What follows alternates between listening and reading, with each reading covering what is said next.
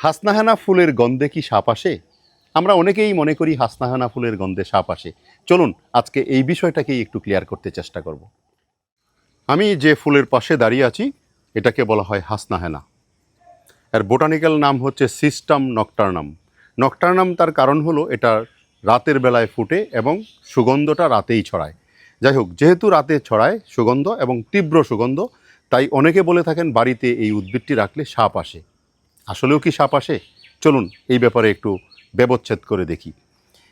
আসলে এই ফুলের গন্ধে রাত্রেবেলায় নিশাচর কিছু পোকামাকড় এর মধ্যে এসে মধু খেতে চায় এবং এর গন্ধে ছুটে আসে।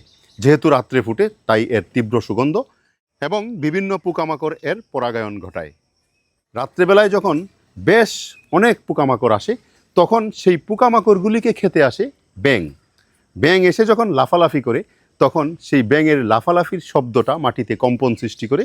সেই কম্পনটা সাপ যখন ভাইব্রেশন সেন্সিং দিয়ে বুঝতে পারে আশেপাশেই তার খাবার লাফালাফি করছে, তখন সাপ সেই ব্যাঙ খেতে আসে।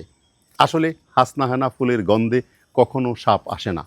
হাসনাহেনার ফুলের গন্ধে আসে হচ্ছে পোকামাকড় এবং পোকামাকড় পরাগায়ন ঘটায়।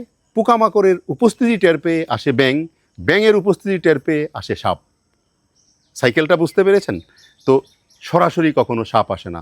সো দ্যাট আপনার বাড়িতে যদি হাসনাহেনা ফুল গাছ থাকে, যদি মনে করেন যে হাসনাহেনা ফুলের গন্ধে সাপ আসে, তাহলে এই ধারণাটা সম্পূর্ণ ভুল, কনসেপ্টটা ভুল। সাপ আসে শুধু ব্যাঙের উপস্থিতি টের পেয়ে। সো দ্যাট হাসনাহেনা ফুল গাছের নিচে জায়গাটা যদি পরিষ্কার রাখেন, পরিচ্ছন্ন রাখেন, তাহলে ওখানে যদি ব্যাঙ কোনোভাবে না আসে, কোনোভাবে ব্যাঙ আসা বন্ধ করতে পারেন, তাহলে হাসনাহেনা গাছের নিচে কখনো সাপ আসবে না।